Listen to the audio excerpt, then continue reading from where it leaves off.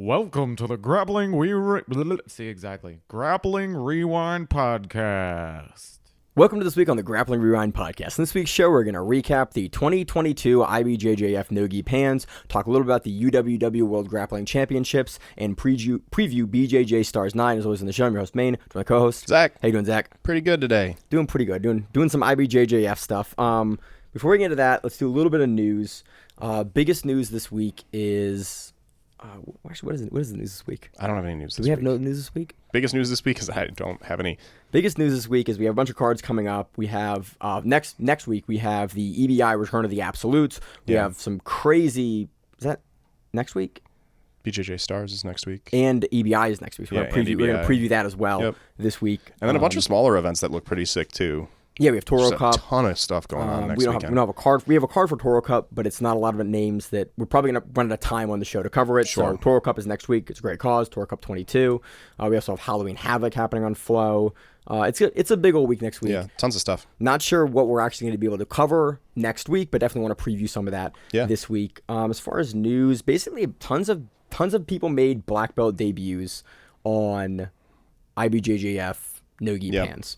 Is pretty much the biggest news this week. Well, that's what we're talking about this week. That's what we're talking about this week. I competed this week. It was fun. It's been a whirlwind a couple of days. Other than that, let's just move into it. I don't have any ton of news, which is a good thing. I think we mentioned. I think we're not gonna. Since this IBJJF Pans, we're not gonna have a ton of time to talk about UWW. And so it's worth mentioning up front. That's what news was. That's what we're going to do in news. It's worth mentioning up front and sort of news, sort of review. But UWW is not a federation that people pay as much attention to as like IBJJF, but UWW not is as much as they should at all. No, it should be paid attention to a little bit more. The rule set's really good, and UWW is the world's wrestling association. And so when you talk about freestyle wrestling, the worlds for UWW is one that people really care about. And so it's a highly legitimate organization, and they also have a branch that runs submission grappling tournaments, both gi and no-gi. And it's a world tournament, so essentially the U.S. brought a team there this last week, and it was of people that qualified in Nebraska, and then that was where the U.S. qualifiers were, and then they made the U.S. team, and then they flew out to Spain, and they competed in this event. And it's one person from each weight class from each country, so it's run like a traditional world's wrestling tournament. One or two, I don't know, I don't remember.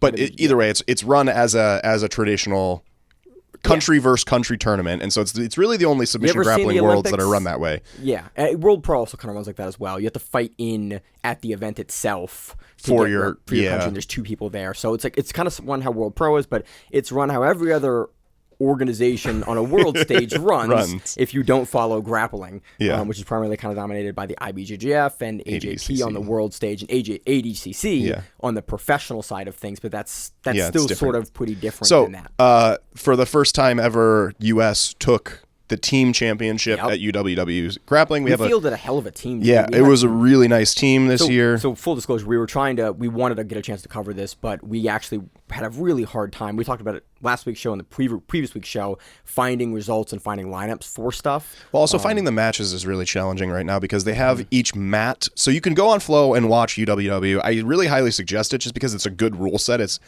honest to God, it's a lot more interesting grappling to watch than IBJJF this week. Absolutely. Because the rules are set up much more interesting than IBJJF's rules are. It facilitates better grappling, especially better grappling for spectators. Yeah, and so maybe we'll talk about a little bit about that as we go into talk about it because after coming off ADCC, watching an IBJJF No-Gi event, it was rough. So, but medalists from UWW from the U.S. specifically, we got John Hansen, who's a show favorite, taking gold. Kevin Crane taking gold, and Richard Alacron taking gold. So three guys that have competed at very high levels and are doing really well. We've covered for years and years on the show.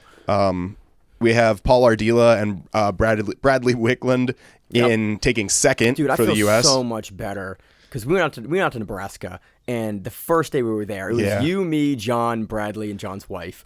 And Christina, John's wife, showed up a little bit later. So for about an hour plus, it was me getting absolutely mopped by John and Maine getting fucking ruined by Brady. Because we went out to Nebraska and I expected like to film, maybe train a little bit, and it was just like the four of us in the room. And I was like, hey man, Brady needs a body. And I'm like, cool. I guess this guy he has Worlds in a couple weeks. Awesome. He's not in the he's a world title. He's a California title fight too in like a week. Yeah. Oh, he's not in phenomenal shape or anything. Just ruined me for like an hour and a half. And so I feel much better about that. Having him play silver, I feel like, oh cool. That was like And his finals match was good. It was one of the ones that I was able to find. And then in third place, taking bronze for the US, we have Toby Cahill, Tara White, and Christina Hansen. Yeah. John's wife. I'm not sure if we're going to get a chance to cover this stuff next week, but it's definitely stuff that I'm going to go actually watch. Yeah, it's worth watching. You just got to take a little bit of time to do it because the way that it's set up on Flow is by mat. Yeah, so they don't have the fights broken out. If you find the results in the UWW's website, and I'll try to find a link to that and put that in the show notes on the YouTube page for the show. So go find the Grappling Rewind on YouTube. Subscribe if you can. Would appreciate it. And in the description of this episode, in the bottom, I will try to have a link to the results for it. Yeah. And I'll try to put it on the Instagram story at Grappling Rewind, so it'll be there as well if you can find it. I think they have links to the actual match videos for the particular matches embedded in the results on UWW. No, they don't. So if you click that button, it takes you to a landing page that says unavailable, watch at Flow, and then you click the button that says watch at Flow, and it takes you to the mat footage from Flow. So it's I had a great thing in mind to do. And I mean, it's worth doing anyways because you can see the brackets and stuff, and I think that's worthwhile. But and they get a big PDF, and it looks like a professional run, it's done well. Like, organization with like results and how all of the things that were done on their end look great. All the things done by Flow look like a fucking shit show. Yeah, it's bad this week. So. Anyways, I would love to start covering UWW Worlds, especially. We've covered it a couple times on the show. We covered it back in 2017. We covered it a little in 2019. But it's historically been an event that we have struggled a lot to cover. I think it's hard to find the footage. Yeah, especially with the names this year. Next year, I'm going to take a renewed to get ahead of it and figure some stuff out beforehand. Agreed. And also, if it's not, it's already on a major, and we traditionally cover IBJJF Pans, No-Gi Pans, and so it's a major this weekend. It overlaps. This would be the longest show ever if we tried to cover both of them. So hopefully things line up better in the future. Yeah. Or maybe we just wouldn't even cover.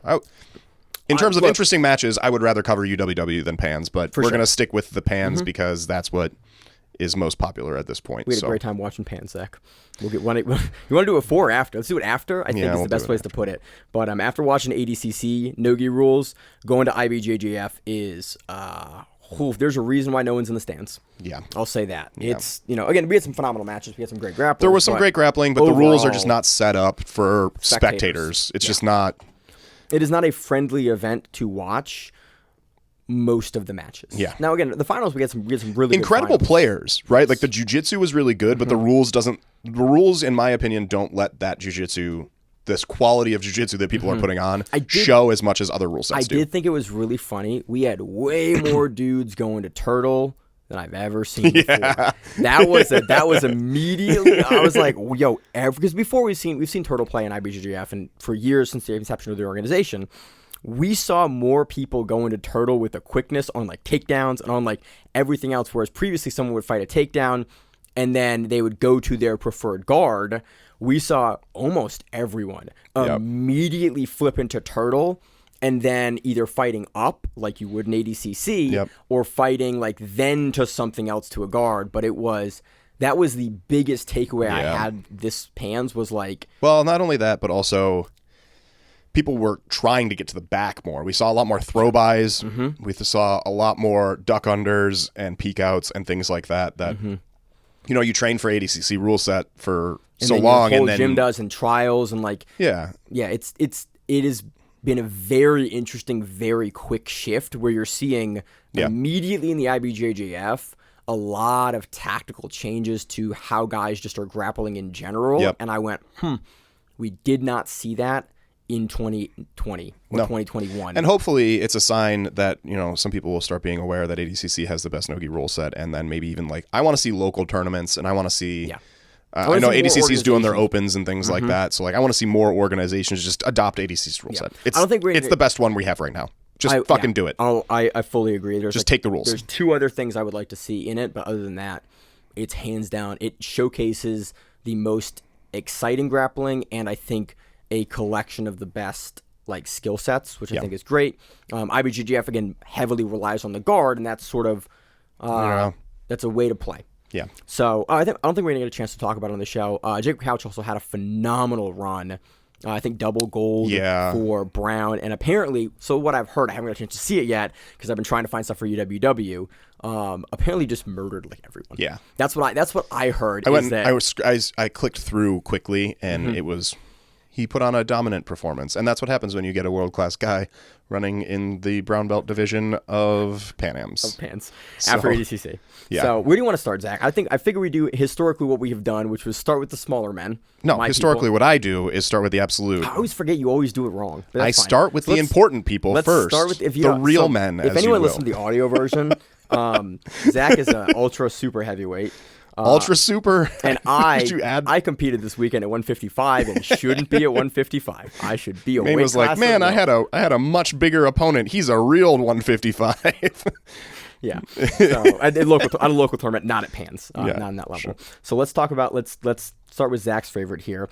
Let's talk about. Well, unfortunately, I don't think it's a great showing this time. So we'll start with the absolute. But this absolute final was 2 guys that are extremely talented, putting on a hand fight performance. Really? So there was one technical bit here that I did really like. So this is Cerconi versus Helton. We got to let me do the names, don't we? Yeah. Well, Cerconi's right. Henry Sassoni versus Helton Jose Jr. Yeah. So Sassoni, and he does take the match. At about 8:30, he hits just an absolutely textbook throw by.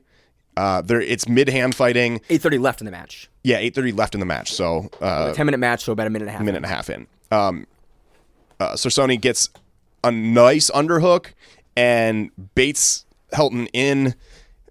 Hits the throw by beautifully, gets around the back. Like, it was really, really nice. And then he locks up the body lock from behind. Sort of, I wouldn't say gets gun shy on it, but Helton goes immediately far out. No, they get to the edge of the mat and then a reset to the center, which is, so that breaks momentum like crazy. And then they reset to the center just because they were slightly close to the edge of the mat. Yeah. And then something we love to see. Yeah, and then Helton I think he's able to just take the change in momentum. Yeah. And he hits a pretty nice sit through, right? And so Sassoni starts attempting to pull him down, and then Helton does a classic sit through reversal, almost to the point where he reaches into the inside thigh and does a pull through, and then they end up back in neutral. And that was the most interesting thing that happened in the entire match. But that was the only scoring piece, and that was it wasn't a scoring piece. We had Sassoni getting an advantage for that. Yeah, that's the one advantage. Not scoring, but an ad. He gets an ad for that, and that was the only score of the match. The remainder of the match was pretty much hand fighting on the feet. Yeah, and I think Helton was trying to just not get stalling calls by doing these reaching outside shots. Sassoni was trying to probably also not get stalling calls by reaching in for underhooks and attempting guillotines a little bit here and there, but nothing was really committal from either of them for the remaining 8 minutes of the match. Yep. And then we end up with Sassoni taking the absolute title on that ad for the throw by, which was a really nice throw by. It just, I would have loved to see more in an absolute final. Yeah, so it would have been. But it takes it. That's in the rule set. Yep. I'm gonna just go. That's in the rule. That's the rule set. Because that's. I mean, it's a way that we see matches won, and Sassoni shouldn't have done anything more than he needed to do there, and wins the match, right? Yep. Cannot fault him for that because he gets kind of you can't fault him for how he did it. He's the champion. Yeah. So let's move on.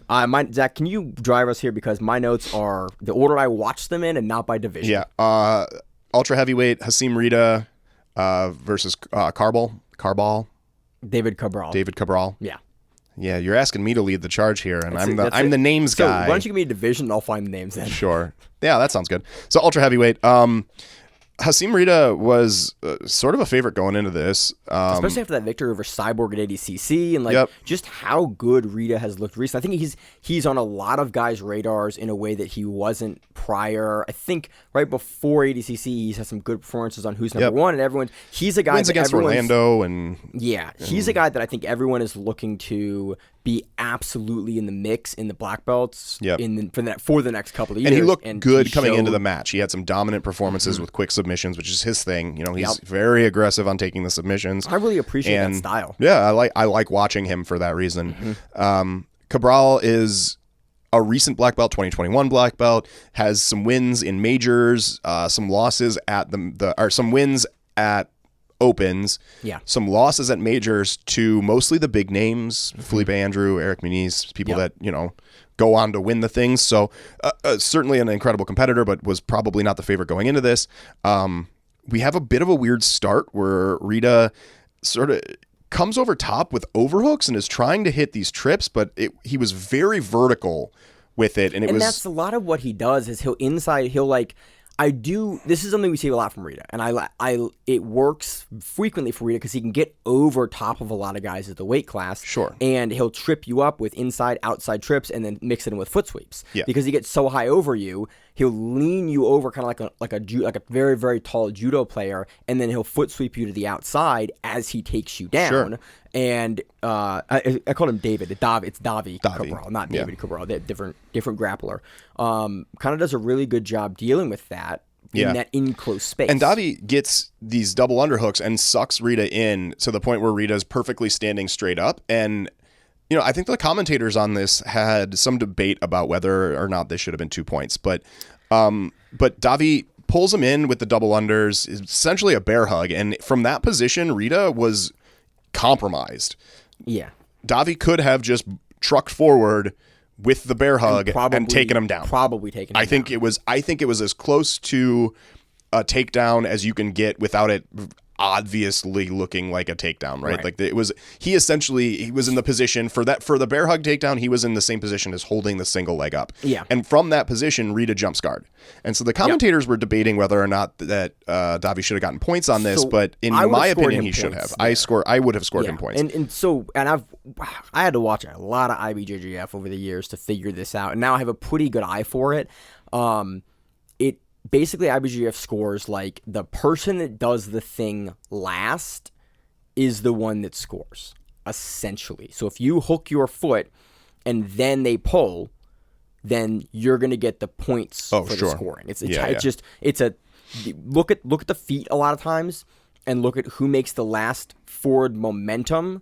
And if the person that is getting pulled on has made forward momentum or has reached or touched or done any sort of lateral or forward movement, it will be a pull, and then you'll get points for the person for the takedown. Sure. So it's obviously a takedown for a pull for Rida, but in IBJJF it is scored as a takedown, and that's I think it should have been, honestly. I think if Rida hadn't jumped guard there's a really good chance that he was getting his ass put on the mat anyways. Yeah. And that's my gauge, or that's at least the way that I think about it, is from this position, are they pulling to prevent the takedown? Because you're not allowed to pull to prevent the takedown. And in this particular case, I think you're not allowed to pull if they start initiating to look at a takedown. Like if I touch someone's leg, and they pull, it count in this particular case. I guess what I'm saying always counts it they give the advantage to the initiator, which I actually kind of appreciate. I prefer that. Yeah. But so Davi gets the 2 for the takedown on this. Rida attempts some quick subs, and Davi's able to defend. They get back to the feet. Rida pulls guard again. Makes some fast, loose, aggressive sub attempts, which that's kind of his style. He chains them together really well. He's not able to pull anything together. Hits a super powerful looking bump sweep. Rida does. Yeah. But then Davi, immediately after this bump sweep, gets into sort of like a deep half position. Rida tries to run escape from the deep half position.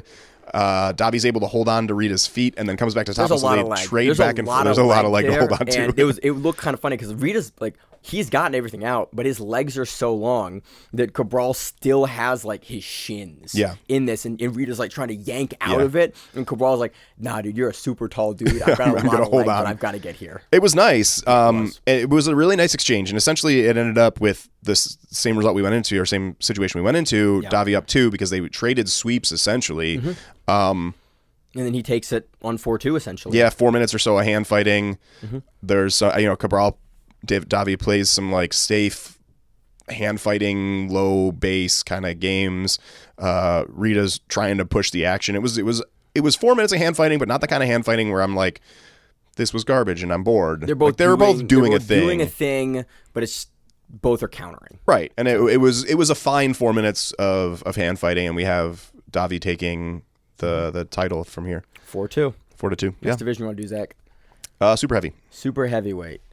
Super heavyweight, we have Felipe Trovo versus Thomas Brancher. Yep. We know Trovo's got a dope leg lock game, and he really got to kind of show it off here. Yeah, it was nice. Immediately goes for the pole, and then he does something that I like, is that he inverts and he grabs the far side, the close side leg to invert to like a backside 50-50, and I went, oh, right.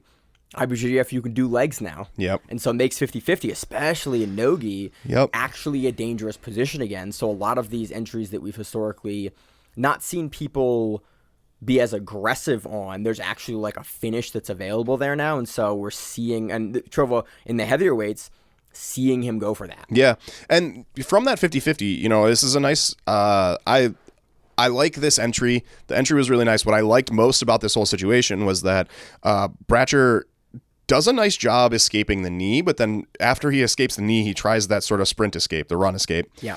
And one of the ways that I personally love to deal with that escape is what Trovo did here, and you sort of just kind of hang onto the foot long enough for that person to hit that stall moment, and then you sit up with your shin in the back of the knee, and there's a calf crusher there, which is why I like it, because it's one of Zach's, I think your favorite sub is, absolutely. The calf slicer. It's not a sub that I think is good, it's just my favorite thing in the world because I like the novelty of it.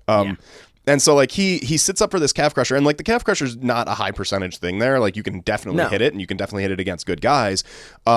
But the beauty of that particular exchange is that when you do that, as you come up for the calf crusher, people need to defend that, and they need to defend it by turning their hips, and they turn their hips in a way, but they need to turn their hips, but also you've got their knee pinned to the mat because your own shin's on it, and the whole exchange just happens in a way where it's really easy for, in this case, Trovo to come up to the top and take the sweep. And so it's, Brancher did defend well. The counter to the defense leads to the sweep really nicely here. And it's a beautiful thing to watch, especially if you're in the gym and you like this 50-50 position and you find people. I go here. I went here twice this weekend and went for the heel hook instead. Yeah. But if you find that people are good position. If you find that people are getting that sprint escape on you, this is like a nice thing to look for, because it's a low percentage counter, but it's something that has to be respected, and that's why it's low percentage, because it has to be respected, but then it gets you the sweep often. And so it's a really nice technique here. Trovo goes up 2 on the sweep. Really great. Yeah, to come to top. He goes up 2 on that sweep. From the top, he then starts fighting the legs. Yeah. And he goes over for the top side toe hold, and I went, he is not. We've seen Trovo, I think, on Fight to Win. Like, he has a nasty toe hold game. And we've seen him rip it out of position, or what is historically out of position there with not a lot of knee line control, and it worked. He goes for it. Brancher goes, nope. And then it goes for kind of his own knee bar off as a result. And then Trovo goes, oh, cool. And then turns his leg. Brancher goes for the heel hook once the leg for Trovo gets turned. And then Trovo goes for his own heel hook. Something here, though, there was a bit in there that I thought was important, that after Brancher goes for his own heel hook, he realizes, I think he's not going to get it.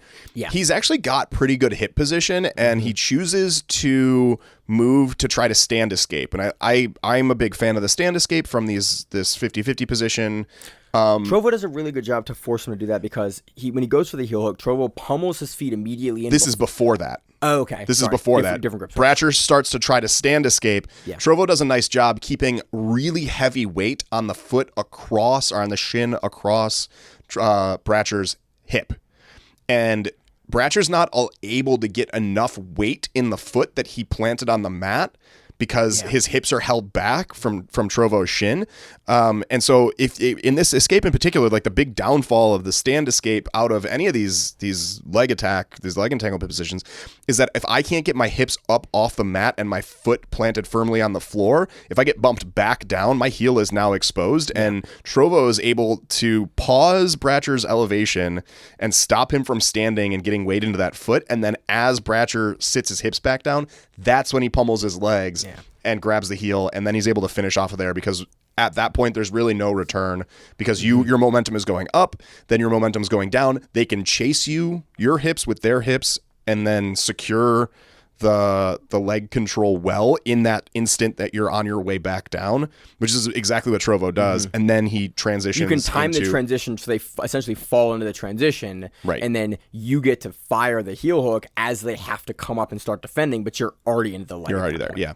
And so it was really, really nice. I think Bratcher, I don't know if it was a mistake on Bratcher or a extremely astute execution on Trovo or some combination of the two, but there was this split second where if Bratcher would have gotten his hips about 2 inches higher, he would have been able to keep going up, because at that point there's no stopping it. It's I'm full squat position, moving my legs up. Your shin's not going to stop me. But when your butt's on the mat and then you're trying to come up, he never broke that threshold where he can keep going up, and Trovo kept him back down. And so, like, I'm not sure who that's on, but it was a clear moment where things changed, and Trovo was able to finish with the heel hook on. Really nice. Again, I love seeing heel hooks and finishes. I love seeing heel hooks in IBJJF. But I like seeing finishes in finals IBJJF, and I think we had a couple years there it was not as common. I think we're kind of we're taking it back. Which is good. Next division.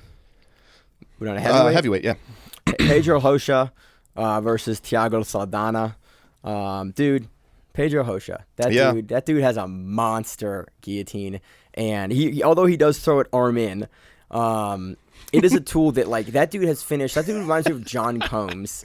And you need a little timeout here. So there was a long conversation about 2 years ago between myself and Maine. And Maine was absolutely insistent that arm and guillotines don't work. And kind of for the joke at that point. I was like, I don't think it was for the joke. I think Maine was dead serious. Arm and guillotines aren't a real submission. And so real. This lasts until we go to ADCC So this lasts years. This lasts years. And then years in at least. ADCC in the stands, I'm just like, at this point, I'm more than double down. I've doubled down for years, and I'm just like, that'll work. We're not going to see one this weekend. And we saw 4 arm and guillotines at ADCC. I think I was like, dollar bet we don't see one. And then, like, the next match or that match. It was a Josh Hanger match. Like, I knew he wasn't even tempted. Yeah. And then there was like 4 finishes that weekend, and everyone, our entire group from Grappling would just look at me and go, arm and guillotine. Oh, another one. I'm like, yeah, it don't work. It's weird. I don't know how I finished. It's weird. It. I don't understand how this is happening 4 times. So non sequitur into. So Pedro Rocha is good with the arm and guillotine. He's very good with the guillotine in general, but, like, there's a couple of guys that are specialists, I think, at the guillotine. Yeah. Pedro Mourinho, John Combs, Pedro Rocha. Those are the 3 that I would think of off the top of my head. And then I think of Craig Jones. Oh, yeah, sure. Like those 4 dudes, but I think the first 3 I talked about, excluding Jones, like that dude, I think all of 3 of those guys have some wild finishing percentage by that choke. Yeah. Like, they are so good at that choke. And to see Pedro Rocha, I was like, this is probably, and then from the rip. Yeah, so this is known, and if you're Saldana, you know You're fighting Pedro Rocha, that's all he's going to do. He's going for that guillotine. And so immediately off rip, Pedro Rocha jumps for a flying guillotine, and Saldana pulls guard off of it, and it counts as a takedown. Yeah, I looked at that and I went, weird. That's IBJJF. That's how it's by the rules. That makes sense. So it was kind of funny, but it was did look very funny. Flying guillotine takedown gets Pedro Rocha 2 points off rip because. Yeah. And I mean, what do you do if you're Saldana there, right? Like, maybe don't pull guard, but you don't let him get his hands on your neck, right? So. He's one of those guys that has a unique finish too, where he just locks it in so tight. Yeah. And Pedro Mourinho and him both have that similar finish where it's just like all power through the back. Yeah.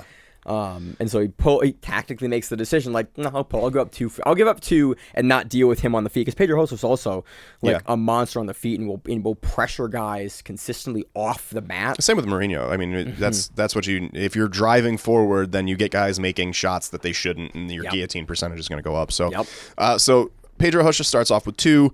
We're now in guard with Rocha on top. He does some like standing pass attempts for a little while. I really liked this pass. The pass that he actually I want to talk a little bit about this almost pass. Let's move that one then. So yeah, I just wanted to say the setup for this is that he was doing a little bit of like standing passing. Occasionally he would drop his weight into a top leg and like hold the leg down. But this is about 4-5 minutes maybe of this sort of standing loose mobility kind of stuff, and then the occasional entry, right? And then at a certain point, so Saldana tries to pull his hips in underneath of Pedro, and Pedro takes that moment to initially drop his chest down and put some pressure into the top leg. He essentially folds Saldana over with the like forearm bar across the legs, right? So he's folded the legs over and he drops this down and then starts circling away from the legs.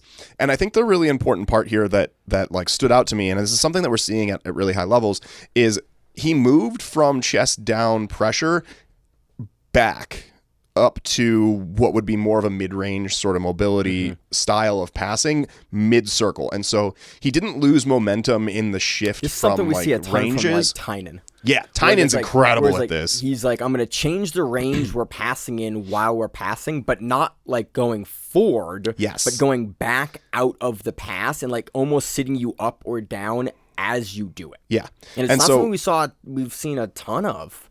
I think we've seen it where it's easier to do in the gi because you have some grips as you can like moving backward or changing the range out. Historically, it's not something historically definitely not a ton of. No, historically you see range changes all in one direction, which it's the direction that makes sense. You want to move closer to side control, so you're going to change your ranges from like long range, long step type passing down to the mid range, down to pressure, right? And so that's a logical progression, but also moving heavy into pressure in one direction opens up the ability to move quickly the other way. And so shifting back to mid-range is often a good idea, and we're seeing a lot more of that. Like you said, Tynan is really, really good at it. Yeah. But we see it here. And so like as he's pressuring he's folded the legs to his left, so Pedro Rocha folded the legs to his left and starts circling his weight with the pressure in still off to his right.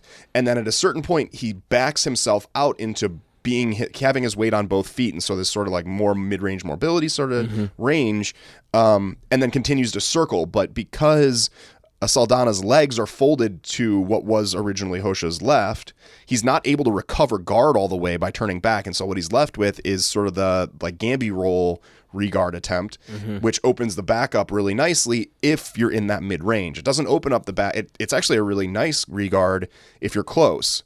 Because if you're close, then I run my ass along your face and drop it down, and now you end up in front of them directly, as opposed to they've closed off the range for you to do that, and so you end up in this weird spot where it's hard to get fully around you or under you still because your back and ass get up in front of them. Exactly. But if you're in a mid-range where there's a little space, then you're able to do what Pedro does here and suck his hands in underneath the hips and pull Saldana up, and then we end up in like a front headlock, but with the body lock, and then Rocha just does this like dump over back attack that he did again later. It was an incredible exchange, but I think the big part with this for me technically was the change in range, moving from sort of a close pressure to mid range, and I think that that's something that we're starting to see a lot more of, and when we do see it, and when we see people that know what they're doing with it and are effective with it, are skilled with it, it's very effective.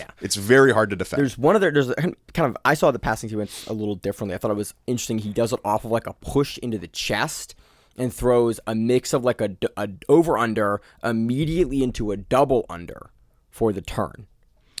And it may be a different sequence. I think we're talking about different sequences. I'm talking about the one, this was a couple minutes in off the mat. The second time he passes is what you're talking about. Yeah, that second pass. And so this one ran off. The one that I was talking about where the range changes happened, they ended up off the mat with, I think Pedro had one hook in, at that point, but it was off the mat, and then they reset them. It was non-scoring. Yeah, it was non-scoring. They reset them to neutral standing, and then we go into a guard pull and another pass from Hosha, and that's the one that I think you're talking about. Yeah, I like that pass because it's not often you see people go from an over-under immediately to a double under and just throw. But it was it's got to be gangster to do that.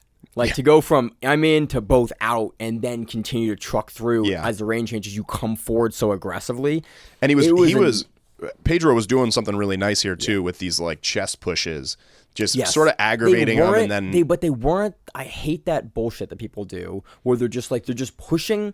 Like Pedro was actually doing it like you do in wrestling, like you do when you're trying to set something up. Like he's pushing and he's pushing Saldana back. And then he's doing something off of it. Yep. He's not just like sitting there and like pawing at his face. He's actually pushing him in the chest and then forcing him to recover the range and then throwing a pass at them or doing something off of it. So he's not sitting there and just like wasting everyone's time with the pushes. I really appreciated that Hosha was pushing forward with those attempts and not just playing the patty cake game on his chest. Yep.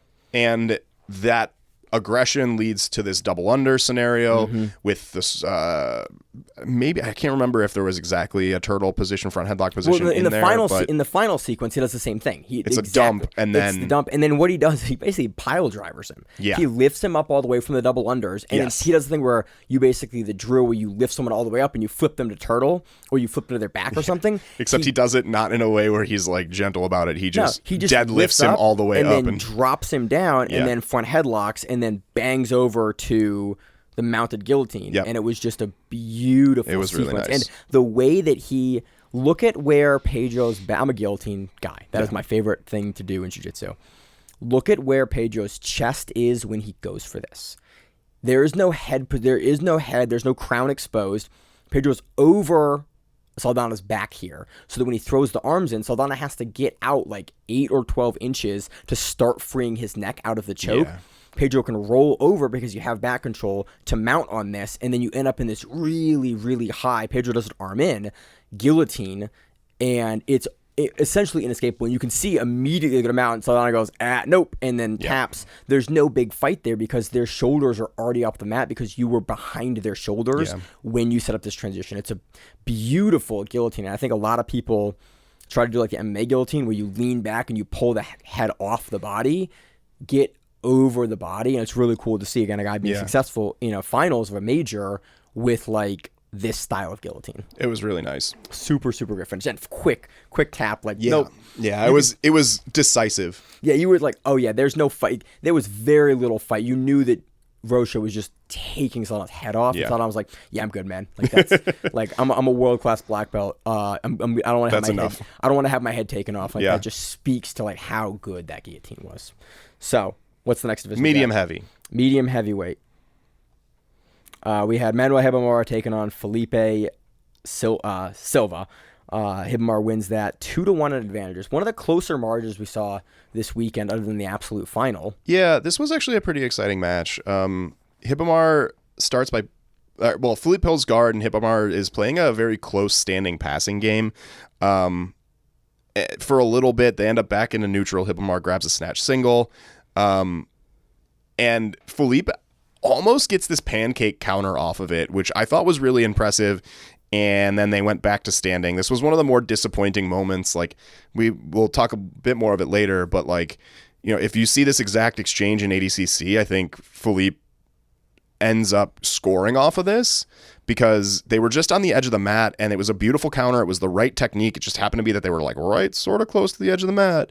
And then it gets stood back up standing because there's no control when they landed off the mat. It was a really disappointing thing to see. And then another snatch single by Hibamara. Felipe hits a nice over-under stop defense, and so he's got the snatch single up. Felipe hits the stomp defense with the over-under, and then immediately after counters with an outside trip. Again, they're just slightly on the edge of the mat. There's nothing scored for this. Yep. So twice, Felipe hit these really nice counters in the takedown game and gets nothing for them. I think one of the big problems with the IBJJF rule set is like they've gotten better about it, like allowing stuff to go to edge of mat, but it's still very, very ref specific, where you have a lot of refs that are very old school with like they touch the yellow, like we got to stop them in neutral position, and some refs will like allow you to play into the yellow a little bit, and we're seeing more variation. I just want to see the technique finish. Like it's disappointing, and it's also like playing the edge of the mat is still such a factor in IBJJF, and I think it leads to frequently in black belt finals matches that we cover on the show, frequently stuff that would be scoring not being scored because it's stopped. And it's been a problem. It remains a problem, and I just think that they need to do more to fix it. Because we're seeing this happen every single major we talk about it. I'm getting tired of this many years of like talking about this as a problem. They're getting better, but not man, they are doing it at the IBJJF pace of glacially. And so, it's two very disappointing counters that aren't really scored in any way positively for Philippe. That was all sort of in the first half of the match. The second half of the match, I think Hibamar definitely dominated. Hibamar pushed a chase down pass off the edge of the mat and almost gets the back take off of it. Philippe rolls out of bounds. Nothing. I think it's an ad to Hibamar for it. Which is reasonable, and it's what's in the rule set, but it's just, again, you're seeing stuff stopped, And then Hibamar gets this beautiful snap down guillotine attempt, out of bounds, reset to neutral. Just a lot of disappointing things that were like really exciting, and then they were like, no, we're out of bounds, so let's not let this play out. And it was really apparent in this specific match, because all of the interesting things, like these are two guys that wanted to play dynamic games, and so you're taking up more mat space.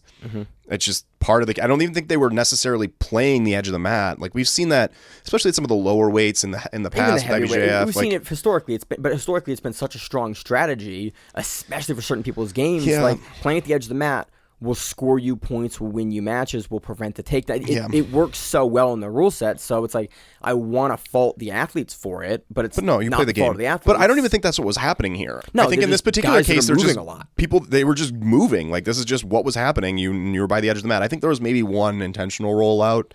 I agree. But overall, I think they were just close to the edge of the mat, and then we saw a lot of good jiu-jitsu get paused.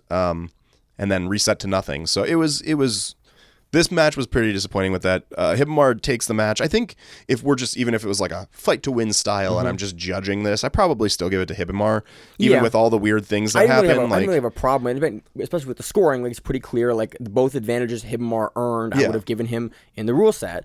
But I think there was an argument that Philippe probably could have gotten advantages for his pancake counter and his outside trip counters early on that would have made it different. But it doesn't matter. I think in the end, Hibamar, a well-justified win. He looked good.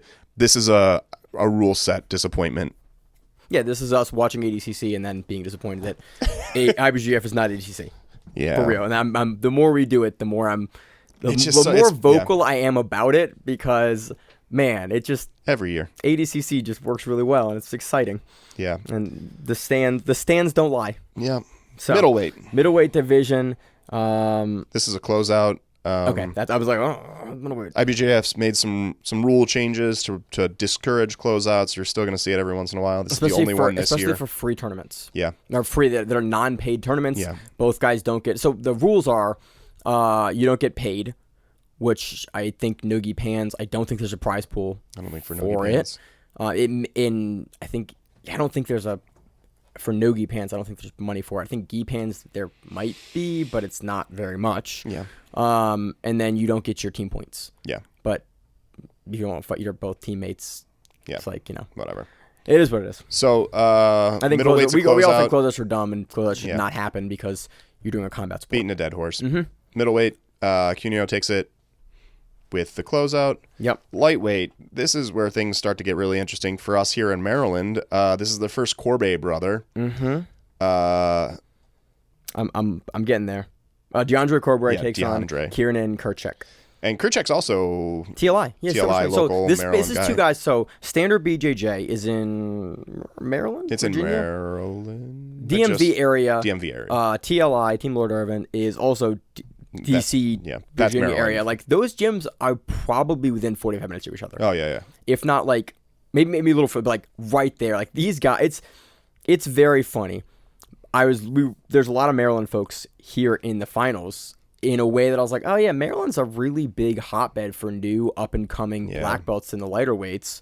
I'm like, it's looking good. Cool. I'm gonna have some rough tournaments coming up, Zach. And like these are some of the guys that we've, for the show we do commentary for a couple for Copa Virginia, and I've talked about Gavin, his DeAndre's brother.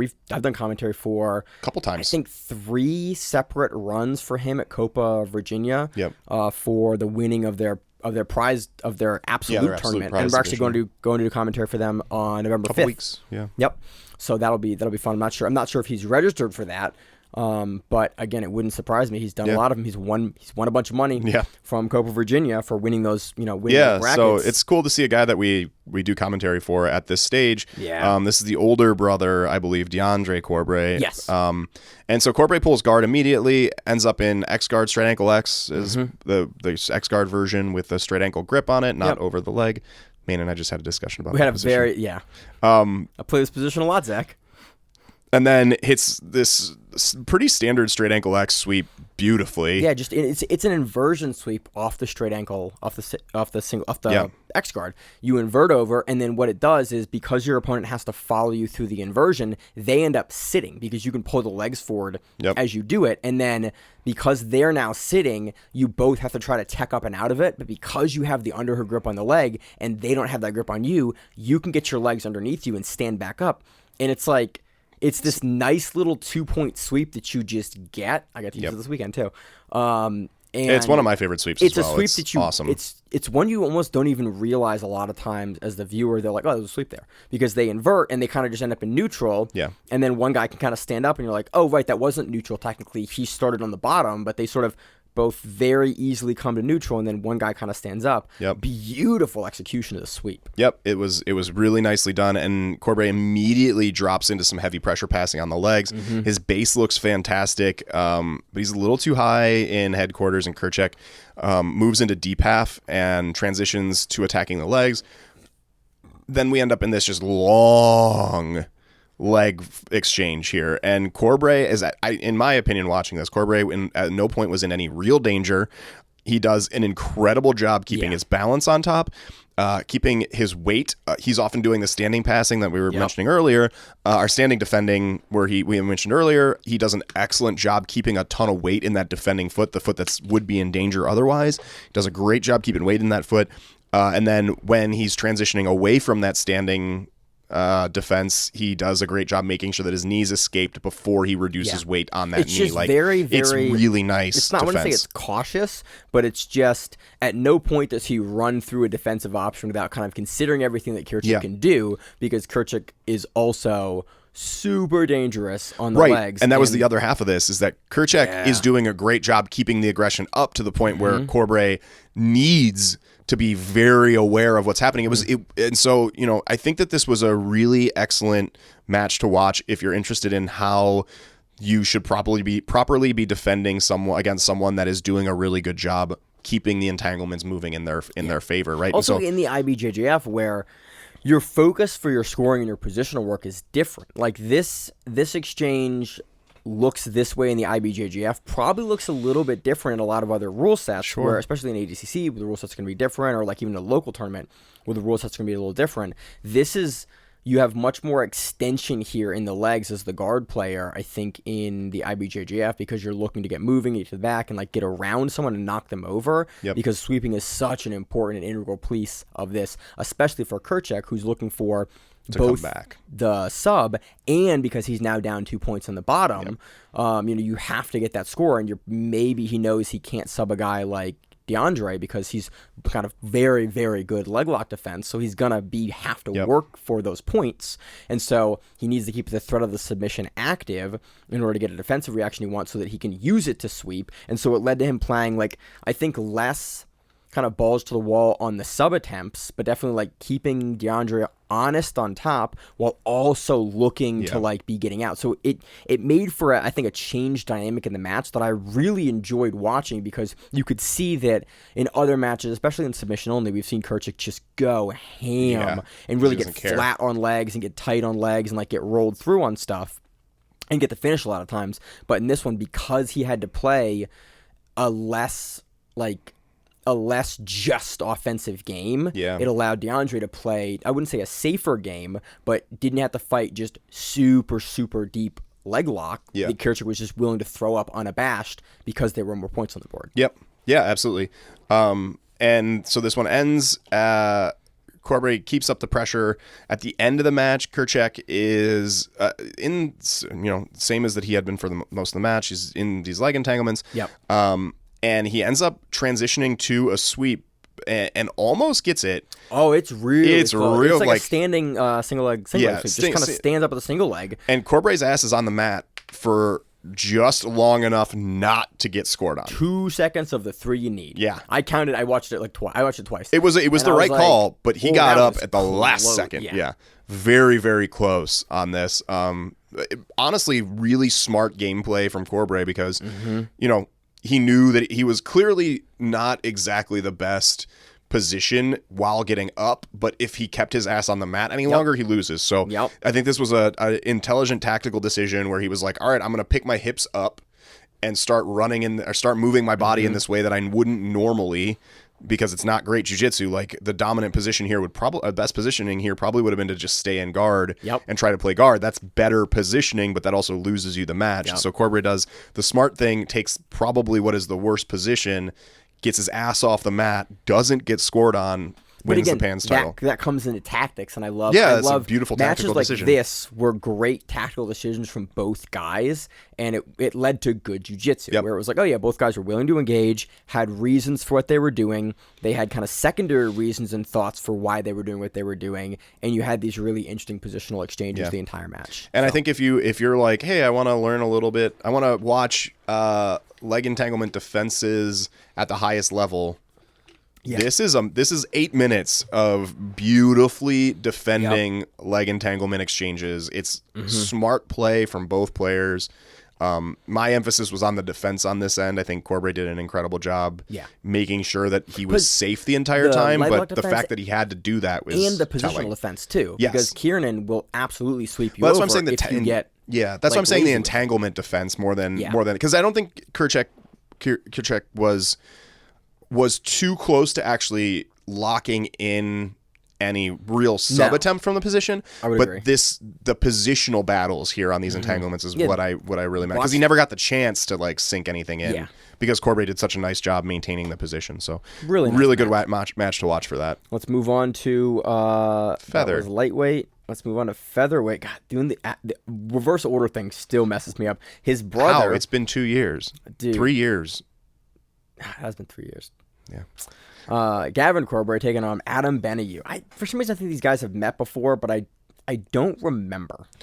I'm not sure if they've met before, but this is, having his brother's match right before, this is telling, because watching Gavin move through his leg entanglement attacks. 3-2 on advantages. Yep. Very close match. So on their trials, for West Coast trials, they were also competing right next to each other on mats next to each other too, which I thought was very funny. Yeah. Gavin Corbray here does an incredible job keeping his leg entanglements offensive. And so this is sort of it's funny watching the older DeAndre, because you're like, oh, if you're dealing with this dude's entanglements all the time, it makes sense that your defenses would be at the level that we saw, because Gavin was swift and nicely transitioning his feet and hips around to maintain pressure in the leg entanglement attacks. He was constantly trying to work toward better control positions in a really effective. That's what we've seen. We're kind of lucky that I've called probably I've called more than 10 of his matches. Yeah, at least 10 matches. Many of them were very short. Many of them were very short, and we know his game. We've seen him kind of change his game. We've seen him play a couple different styles of game in Copa Virginia when doing commentary for it, for those divisions. so it was cool to see him again, like having an insight into what he's doing, because we've seen him do it on the local stages. Going into the world stages, he plays a really similar game he played down here in Maryland. Yeah, and it looks really nice. So I think Bahiense does a really nice job defending in the same way that DeAndre did. I think that Gavin looked really good here transitioning across leg entanglement positions. And so he was specifically playing a lot of outside ashi and a lot of false reap. He does a really nice job moving across these leg entanglement positions. I think he never settled heavily in any of them. I was really impressed at Gavin's transition between 50-50 and single leg X. Yeah, like very frequently transitioning between both of those. Again, they're very close, but it's and then worth pulling noting. his legs in and like trying to go out the back for either like a kiss of the dragon or an inversion over, or getting the legs under for like a waiter guard. Just like his ability to stay consistent on the legs and never get locked into like a single guard, and staying dynamic and outside and under, getting his knees under the thighs of Adam. And I was just very impressed throughout the entirety of the match that like Benio was never able to really get Gavin like locked into a guard that he could start to pass. Yeah. He was like, Gavin was consistently moving through these guards and these leg locks and entanglements and forcing Benio to go, okay, next one, one, and like keep addressing the change of guard before he could ever lock Gavin down to start to like really get passing attempts off. And it was so we see some back and forth ads for passing and almost sweeps and things like that. I think it's back and forth for passing and almost sweeps entirely. Yeah. Gavin ends up taking this on an ad from an almost sweep. Yep. And is the pan champion here. Really impressive leg entanglement play again. Worth watching both of these matches for both sides of the sort of positional entanglement game. I think that a lot of times we focus on still, despite Danaher and those talking about how important the positions are, I still think a lot of people think of entanglements as submission attempts, and these two matches did a really nice job demonstrating that these are positions that need to be transitioned back and forth between, and I think there's a lot of nuance in these matches that is worth going back and watching for the entanglements. We're definitely seeing the mentality and kind of the thought process for a lot of people change into like every time a guy has a single leg X, realizing that it's not like he's not close to a sub there. He's a position and he can begin to work for a sub like a spider web.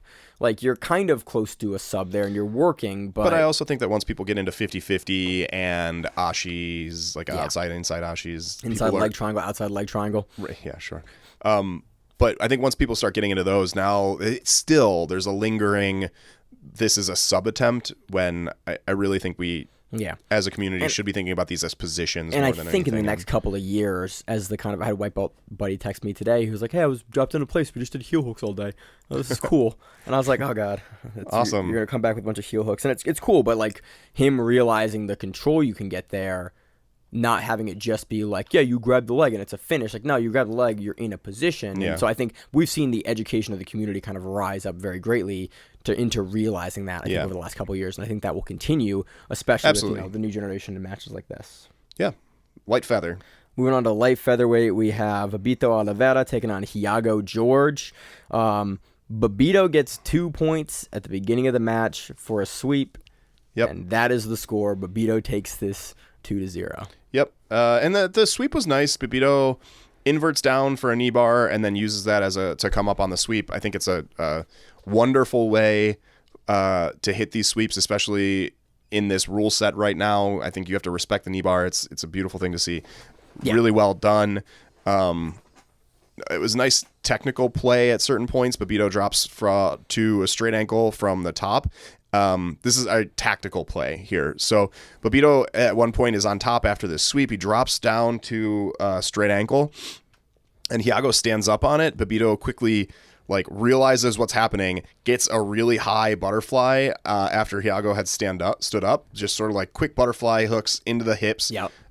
While Iago's standing, and that pauses Iago just enough that then once he's paused, Babito's able to just stand up back to neutral. And so there was this moment where I think we've seen this a lot. People will drop down from top positions in IBJJF, going for ankle lock of some kind, right? Yeah. And maybe it's a good idea, maybe it's a bad idea. Yeah, some sort of low foot lock. Usually it's ankle lock. I think is one we see most commonly. They shoot it's an Achilles usually, yeah. right? And so we see this a lot, and often when that goes poorly, as it commonly does, usually it's not a thing that I suggest people do. Some people are really good at it. You know, we've seen Mikey do this and very successfully, certain right? Guys so like certain guys are good at it. Most people are not as good as the people that make it. That's not the way to put this. I think it is not a technique we see most people be able to pull off with any degree of frequency against high-level opposition. And so, yeah, that seems fair. And so what we see a lot of times when people do this, dropping down for an Achilles from the top, is that they get the sweep scored on them because that is just how this situation goes. They give up the sweep. Yeah. And as long as they're holding on to the submission, you don't have the sweep, but eventually that person on top is going to pass the submission, and then you're swept, or defend the submission and you're swept. But Bito does a nice job dropping down into the ankle, realizing that he's not going to make it, and then getting his ass up to neutral when he doesn't get scored on. So I thought it was a smart tactical play there to realize, oh, I'm out of this submission now. If I have 3 seconds to get my ass off the mat or else I'm scored on here. He does it. He does it in a nice technical way, and I thought that was worth noting. It was a smart play. Oliveira takes it. It was, again, a pretty straightforward match. The rest of the match was pretty straightforward, Moving on to the rooster weights. We have Osama Ali Amahari taking on Henrique Rossi, and Osama Ali takes this 10-0. Yeah, some really tight technical entanglement play. After a double guard pull, Rossi comes to the top. Alamari, I think we should call him Osama. Osama, I think is his first name. Yeah, Osama's his first name. That's right. Of the names that the commentary said, I was like, that is what I'm going to call him on this show. That's a smart move. So Osama, there's some really nice entanglement play for a little while. Eventually, Osama's able to move into 50-50 and then sit up for the two for the sweep. And that happens a couple of times throughout the match, is that there were, I think... Were all of them similar to like that? No, it was a lot of mediocre toe holds and out of bound rolls.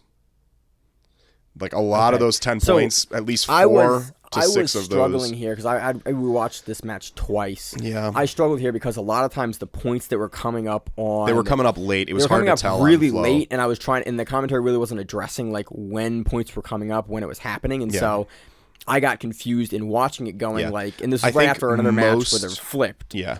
Most of the points on most of these 10 points came from toe holds that were somewhat loose and then rolls off the mat. And so if you roll off the mat during a submission attempt, the person that was attempting the submission is awarded 2 points. At least 4, I think 6 of the 10 points came from that. Okay. 4 of them came from sweeps. Come up sweeps, essentially. Sweeps. Yeah. I think 3 of them came from come up sweeps, but I could be incorrect. Yeah, it's 4 to 6. 4 to 6 points came from rolling off the mat. 4 to 6 points came from. But there were a couple of them on the broadcast were scored as people were teetering, and I got confused as like if we were. It was really hard to pick up. You kind of had to watch the ref on it, and it wasn't. I mean, honestly, it wasn't even worth really trying to pay very close attention to what it was. The scoring was what it happened, how it happened. Yeah. Osama was the one scoring, and you can kind of infer from where I was inferring positionally where he was from, what he was doing, that like, okay, he would have scored there or may have scored that position. Yeah.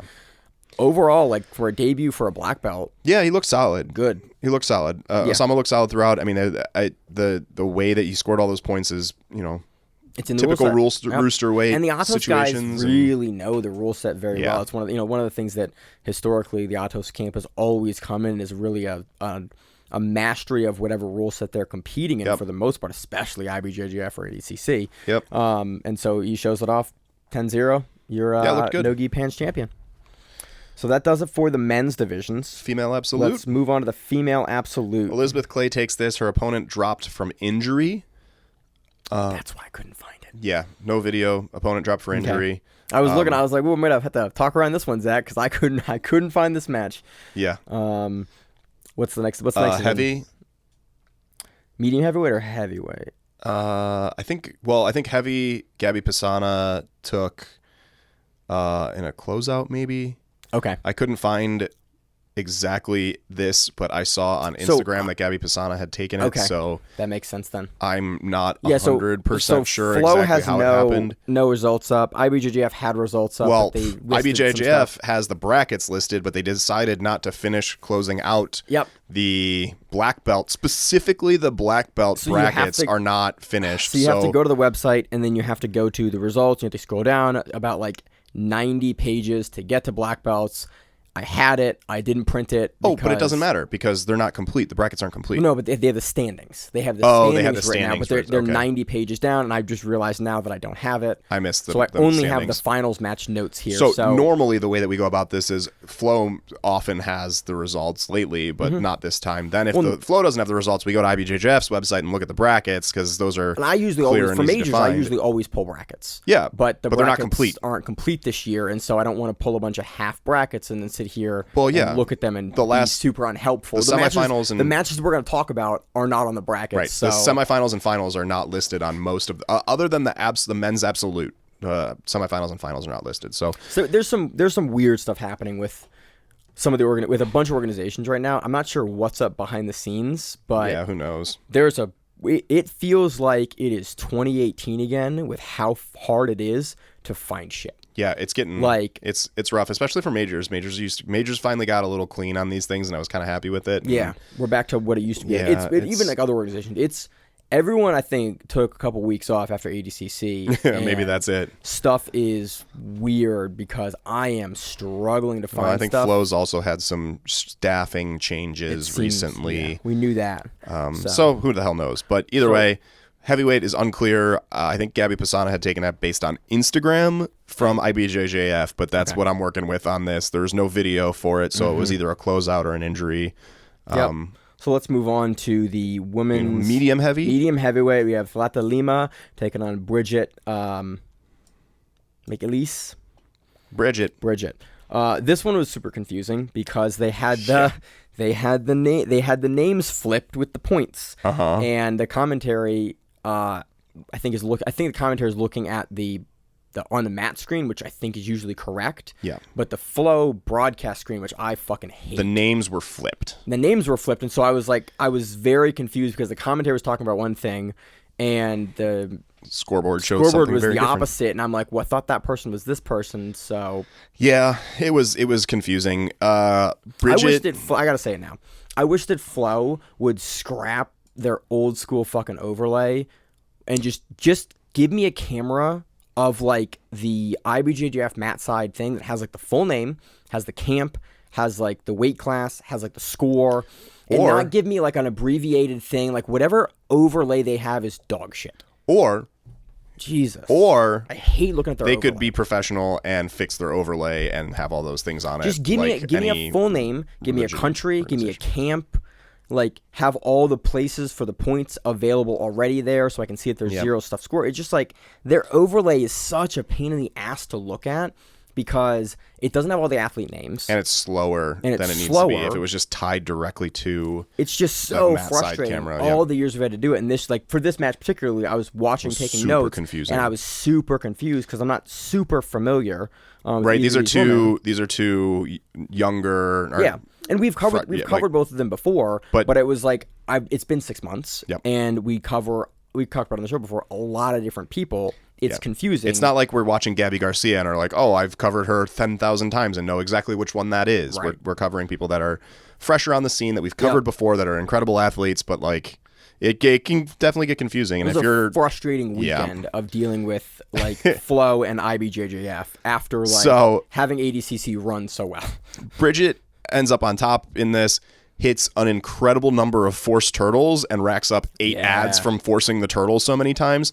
I was really impressed with just the consistency of like, cool, I found a thing that works. I'm just going to keep running that thing that works over and over. And like the tenacity for her to continue to like double underpass and overpass and get Bridget's hips so high up and like so close on the shoulders so many times throughout this match. Lima does a really nice job here not letting the pass happen all the way, which was I think impressive on its own. So you see racked up 8 ads and that sounds bad, but it's still 0-0 when I think think Bridget had 7 ads and it was still 0-0. And at that point, Lima does this thing where she inverts into a leg, comes up to top, forces Lima to turtle, jumps on the back. They roll out of bounds with Lima having one hook. One hook in. I was like, that and then they just stop is it. about as close as you can get to like a reversal in this match. And then IBJJF comes in and goes, gives her an ad, puts them back at neutral. And now you're back in neutral. It's like, that was almost a back take. Like, that was a match-changing moment. And then the reset rules for IBJJF come in, and you're just like, I don't know. Having watched ADCC and seeing how ADCC does it, it just... And like, what was frustrating about this? Yeah. What was frustrating about this was that it's a finals match. They're still on mats. Mm-hmm. There's no one around them. Yep. It's not like they were running into another match. It's we're doing the last mats of the day, guys. There's nothing happening around them. Yeah. They could have very clearly just let that go until it was a time when no one was in danger or where the position was settled. And instead, they stop it and bring it back. Super frustrating. Lima...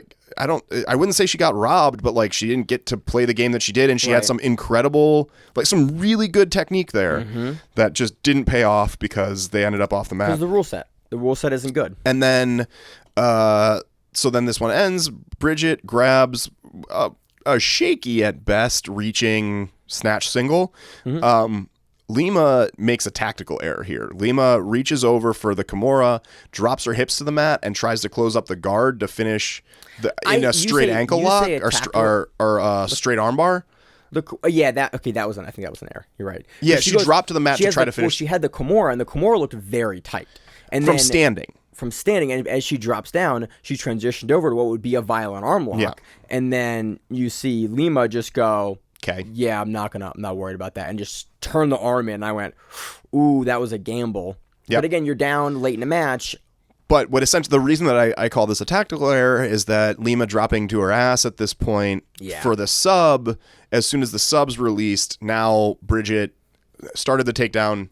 She gets the points for the takedown because she's on top, and so I think that Lima could have fought that takedown a little longer. I mean, she's still down 7 ads, but you could have fought that takedown a little longer and been in a position to score still.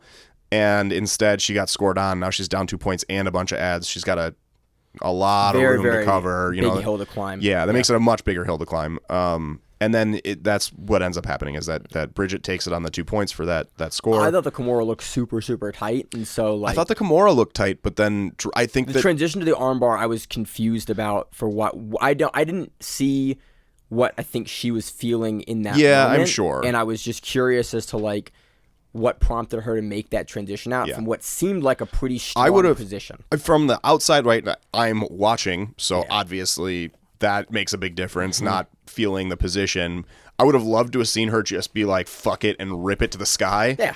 Right? And then, like, if you say fuck it and rip it to the sky, maybe you get the takedown off of it. Maybe you get the sub. What's up, Wagner? Maybe you rip her arms clean off her body, and then you win from arm ripping. That's right? what Wagner does. That's what Wagner does. He grabs the Kimura and he just yanks the bitch. He jumps, and he just jumps through and just rolls, and then he ends up on top, though. You guys both decide where you're going to end up. Either Wagner takes your shit home, or you both go down and scramble. Yeah. But we saw that on ADCC, and that was, I was just... It was a sit down as opposed to a jump into a turn. Which is more polite to your partners, but at the finals at Pan Ams, it would have been nice to see some, just fuck you. Just go for it. But again, I'm not in there. I'm not feeling the position. I don't know what's happening. That might have been the wrong call as well. Either way, Bridget takes it on the 2 points and a bunch of ads. It was a nice match. Felita takes it on 2. Nope. See, this is where I got fucked up with the... Yep, the name flip. I wrote the wrong one, didn't I? Yeah. Okay. Bridget takes it. Lima. No, Felita takes it because that was switched. This is because on the was the overlay wrong too? The overlay was wrong. Did they put the wrong name up at the end? No, I think Felita took. Moving on. No, we need to get that right. We're gonna get it right, but I'm gonna move on, and then you're gonna look it up. I'm gonna stall for time now as we look for the next one. Because you can start talking about the middleweight match. Moving on to the middleweight finals, we had Elizabeth Clay and Vanessa Griffin. Clay takes this 10-0, and then gets the rear naked choke finish with 30 seconds left. I think these women have met before. I forget. I think commentary did mention that. Essentially, Clay pulls like we see Clay pull. Like that's what Clay likes to do. Likes to pull. And then we see Vanessa try essentially a throw by. And then Elizabeth Clay counters with a slide by and gets on top after she clears the Kimura. And I was just You're right. Thalita was the right? right name, yeah. Thalita is For once, who took it. Just once. Okay. Fucking flow. I wrote the wrong name initially too, and then I went back and checked it again, and then checked, and so I was like, if I got it wrong twice, it wouldn't be the first time I've got someone's name wrong a bunch. Yeah, it was Thalita. And then basically from there, Clay starts to climb up on top with like a variation of kind of like a head and arm from the side, from like a 3/4 mount, and Clay just crawls up the top, scores again. Yeah. And then works towards the back, eventually with that 3/4 hook in, slides behind Griffith, takes the back, and just bellies and bases down eventually. And we know Elizabeth Clay is so strong from that position, kind of rides out Griffith there, and then eventually kind of gets a rear naked choke sort of to the side a little bit. But yeah, it was nice to see Elizabeth Clay playing that sort of come up game, because it's you know, some criticism that she's gotten before, that she's a guard and leg entanglement player, and it's a nice balance for her. I'm excited to see it. I think it's going to be really nice and play well for her, because people are so absolutely terrified of getting too close to her. Of that inverted knee bar she does. Like, right, she because has it's incredible. The best inverted knee bar in the women's division. Absolutely. By far. And she plays off of that really nicely too. So she's not only got the best inverted knee bar in the women's division. She's been doing it since purple belt and getting DQ'd for it at purple belt. So now she's black belt and it's illegal. Like, it's such a strong tool in her game. And it's such a strong tool, and also she plays off of it nice. So even if you can defend that thing that she's really good at, she's also really good at following it up with other things. And so people will just generally want to avoid being that close to her.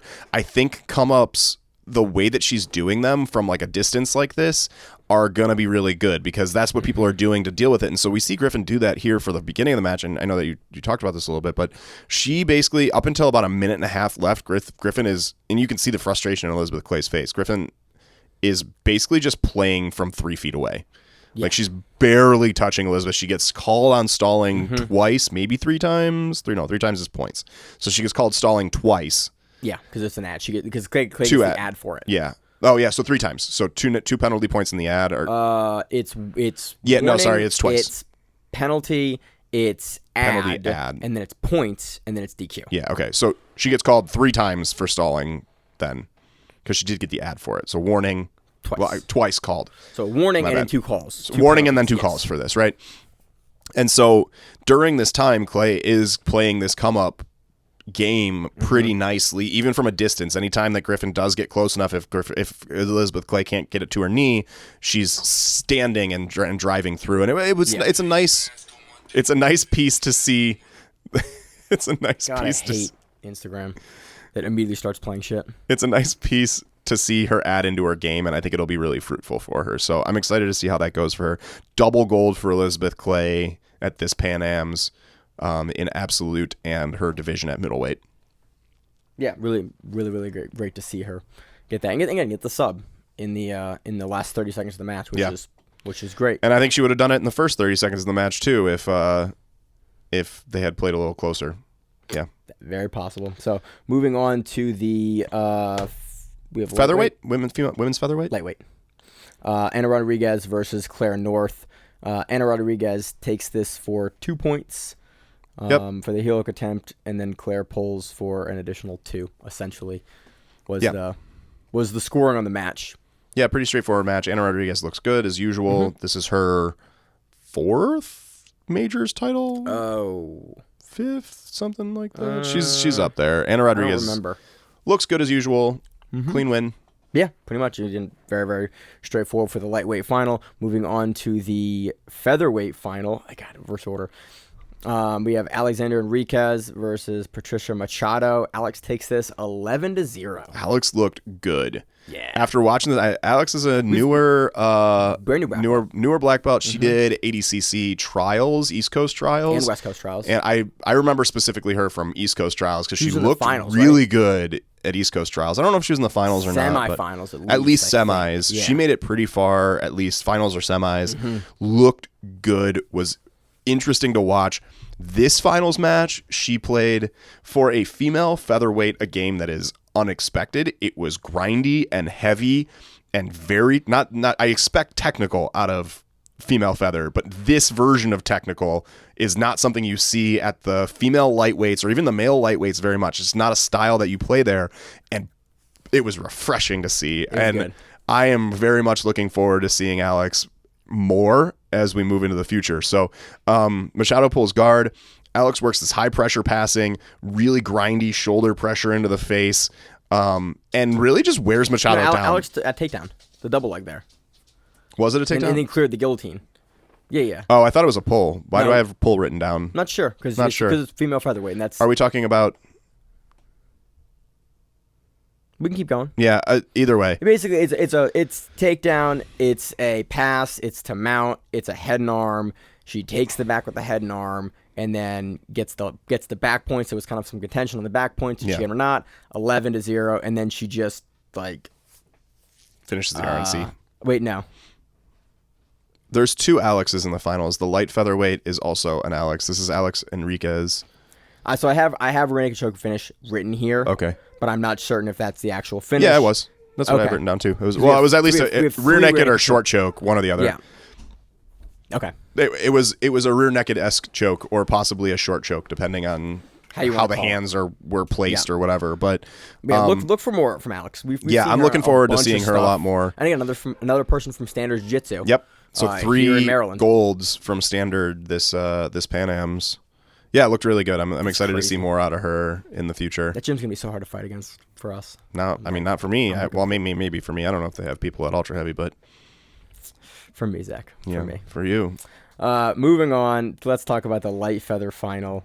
We have Alex Wynn taking on Tamara Aquino.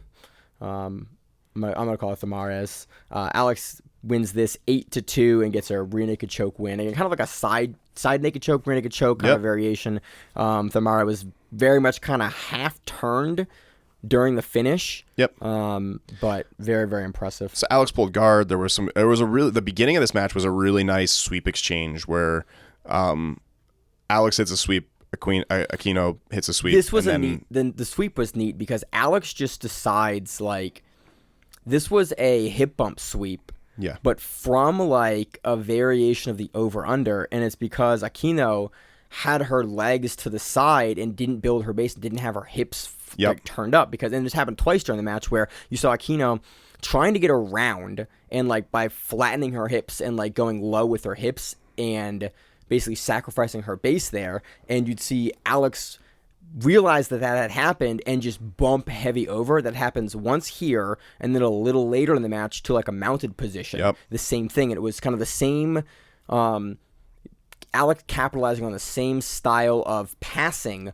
both times. And I thought it was really interesting because it's something you typically see bigger people do this to smaller people. It's what I can this do. It's hey, I can just kind of knock you over. And you saw Alex timing that on the turned pass. Sure. And it was really interesting to see it happen twice where she's realizing, her knees are flat and her hips are down and the knees aren't underneath you, so I can just knock over. And so I had to watch this first sweep 4 or 5 times. I was like, what sweep is that? Oh, it's a hip bump from the over-under. Yeah, it was really nice sweep exchanges there. And then just a dominant performance from Alex from on top. And then she just takes about 4 minutes to finish the RNC. But yeah, it's a long time. Continuously attacking for those 4 minutes. Mm-hmm. Nice match. Yeah, really, really good. And again, I love to see finals with finishes. So that's great. Moving on to the... That's it. Featherweight. Oh, wait. We did feather. We did like feather. And then roosterweight then. Rooster was not a video. Again, okay. No brackets out. I'm assuming a closeout maybe. So I have a thing for rooster. Oh. We have Jennifer Aquino versus Amber Reynes Fritas. Oh, shit. Jennifer wins that 7-2. It's basically Jennifer continuing to scores off a leg drag to essentially a standing single leg. Amber scores 2. There's a leg lock pummel to single leg X to standing. Jennifer does a double ankle stand to a guard sweep. And there's the 3 points for the pass. I missed this one in all the bracket confusion. Yeah. I don't have anything to say about it because I missed it. It was absolutely a pain this week to find everything for Pans. Yeah. And and Flo's doing a really bad job recently of like getting any information out for events. Yeah. And it's the worst that we've seen ever since like 2019, where it's like 5 events happen this weekend. None of them have results. Yeah. Pans has like one result listed. UWW has no results listed. There's no write-up listed. Yep. 3 of the other events that, we're not getting a chance to cover that are smaller events that are more regional events have no card, have no listings. Yep. BJJ Stars, of the 4 events happening this next weekend, is the only event that's being broadcast by Flo that has any card information, and even that card information is just a write-up. There's no actual image from BJJ Stars of the card. There's a small article. Yep. Toro Cup has no names out. They're only on Instagram with no listings for like titles or anything else for Toro Cup. Halloween Havoc has no listing for card information. And then Fight to Win 212 has no listing for card information. Yep. So what the fuck? It was brutal. Literally today, I had to renew my yearly subscription to Flow as all of this was happening. So that's a kick in the dick. I'm constantly getting articles now in Portuguese and in English on the front pages. The new news section has stuff from like 2020 in the sidebar. It's like 2 and 3 years old. I don't know what's going on. Something weird is happening. But it's not good from a user perspective. Nope. Flow still has no theater mode for anything. So I still have to watch either in full screen or like windowed postage stamp. And now that my Chrome's ad blocker is dicking around, I have to listen to ads before things play. Yeah, no, it's the experience is terrible. It's really bad, and it's surprising that it's gotten this much worse recently. Especially directly post ADCC. It's like that's your biggest time for subscriptions and subscribership. Right. Like, and everyone knows that, and they've talked about it publicly or not publicly. Yeah. Like, to have this much of a drop off this quickly after is like where you have a major event you're broadcasting, and I can't find the fucking results. Yeah. Like UWW happened, a world level tournament that they've broadcast for like 6 or 7 years now. Yep. And like there's no standings or listings. I'm or assuming that they must be having some kind of staffing issues. Like that's the only excuse that I could come up with. And if that's the case, then I feel bad for the people that are working really hard still there. Yeah, but it's frustrating from a user perspective that it's frustrating for a premium service. Yeah. That like we pay for. And again, it's only, it's $150 a year or, whatever we pay. But I pay less than that for Netflix. Right. And so there's a bunch of other services that I pay for that are less than that offer similar levels of like curations for what I'm watching in that content.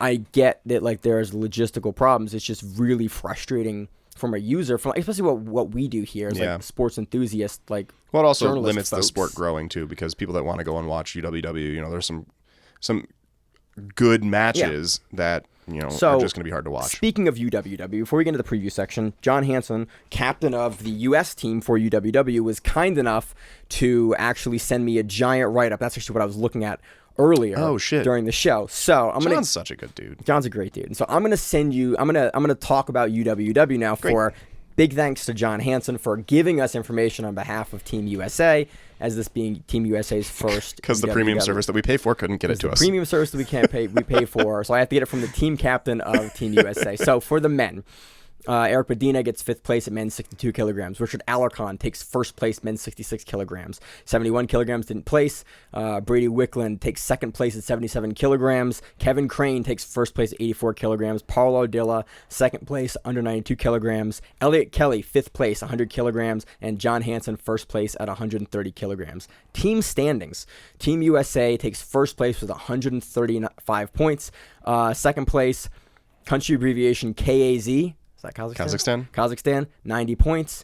3rd place, Ukraine, 80 points.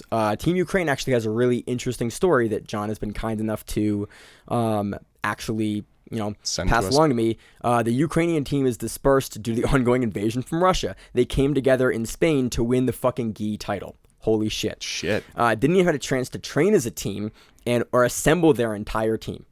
Jesus. So those guys are doing it even despite what is going on currently in their country. And they had some good matches in the couple matches that I got to see in some finals for the No-Gi Ukrainian guys looked really good too. So incredible knowing that they weren't able to like pull it together like you would hope a team could in this situation. Incredible performance from them. Yeah.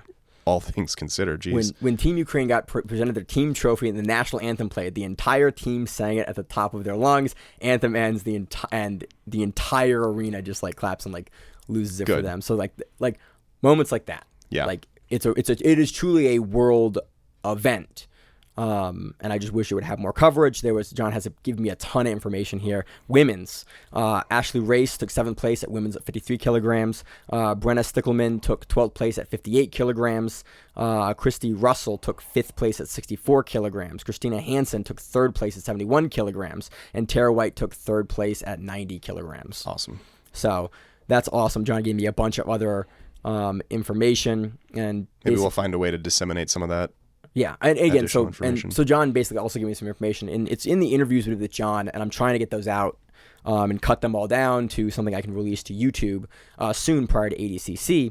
But when John won gold in 2019, it was the first gold that Team USA had in over a decade. 3 years later, they've earned 3 golds.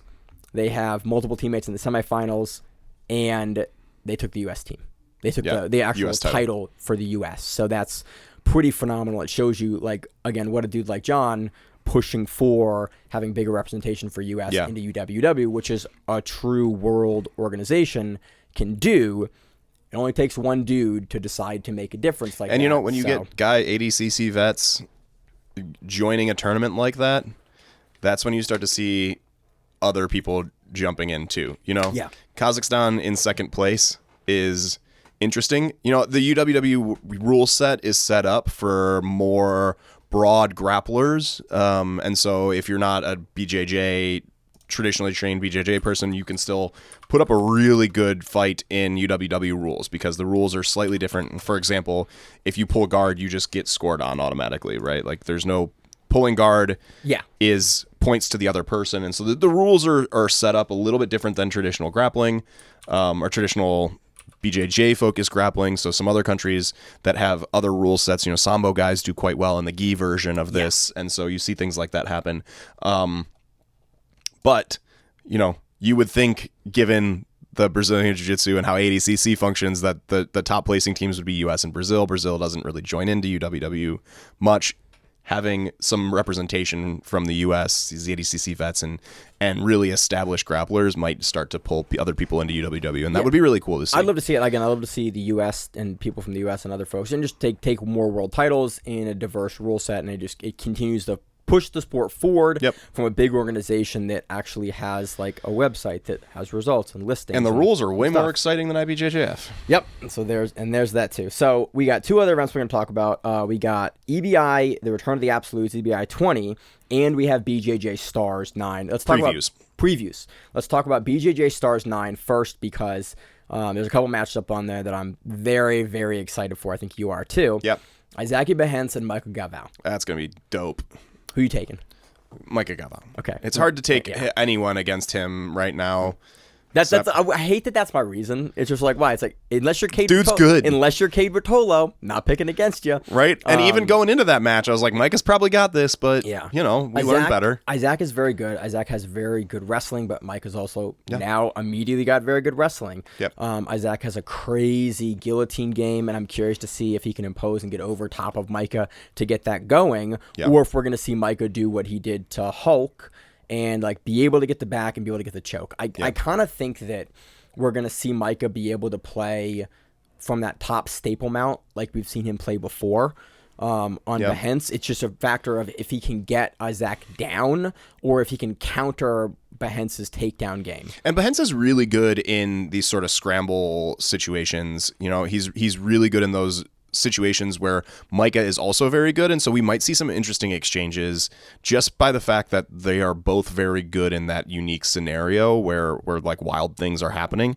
And I by no means think it's going to be an easy match for Mica, but I have to take Mica on it. I think it'll be interesting. Yeah, and that's one of those like until you give me a reason not to, Mica Galvao, I'm gonna take you. So next match we have is Sam Nagai versus Fabricio Andrey. Yeah, this is actually a tougher match than I would like to call, because Sam Nagai is a dude that we've covered for the last couple of years and has consistently surprised me with he can punch up against competition. But he's now won majors and in the gi, and he's shown that he is at that level. Fabricio Andrey had an amazing performance at ADCC, and I'm like, the only reason I'm going Fabricio Andrey for two reasons. One, I think he's probably in ridiculous shape. You're in that every other year kind of ADCC shape, and it was his first ADCC. Yeah. He's probably in a shape that he's only ever going to be in his life 2 or 3 times, maybe. But also keep in mind that you can only stay peaked at that shape for so long, and that peak was hopefully for him at ADCC, right? And so you're coming down off of that. Who knows what that means? Right. I do want to go for Fabricio Andrey just because I think he's going to be. It's not that Sam Nagai isn't amazing and sharp. I just think that Fabricio Andrey is going to be that little bit sharper coming off of ADCC, and he's going to do something that I think that actually maybe will play against him. Is he's going to go in and try to firefight, and if there's any guy that has a really, really great counter game, it's Sam Nagai. So I'm actually kind of curious and thinking about that more with Fabricio Andrey's forward pressure. Is that something that the guy would be able to counter off of and play like a toe-hold game off of versus Fabricio Andrey, or Fabricio Andrey just be able to just crush and go forward and overwhelm the guy? I don't know. But it's a good question. Should be a very, very interesting matchup between those two.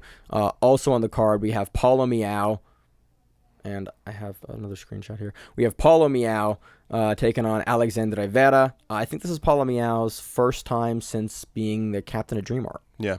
So it'll be interesting to kind of see where he's at. Since then, I'm going to go Paulo Miyao. I'm not as it's hard to pick against Paulo, even at this stage of the game. Yeah. But we do see, when people start being a coach more than a competitor, we see drop-offs in performance, and it's possible that we see that here. But I also think that Paulo's probably one of the people that might not happen for. Yeah, it would surprise me. Yeah. Because I think did he compete this weekend at Masters? I don't know if he did. I don't remember seeing anything, but he might have. He jumps into Masters frequently and mops up. So next match we have Thalita Silva versus Bia Mesquita. Yeah. This is actually kind of rough. Like this is one that Thalita could make improvements, make changes, and give Bia a hard time. Yeah. Not gonna bet against Bia. I think this was a close match last time. But again, seeing Bia at ADCC. Unless you're Fionn, I don't really bet against Bia. Bia looked good. Kind of how I'm feeling. Yeah. Like, she's a stylistic nightmare for everyone except for Fionn Davies. Yeah. Is kind of my thought process.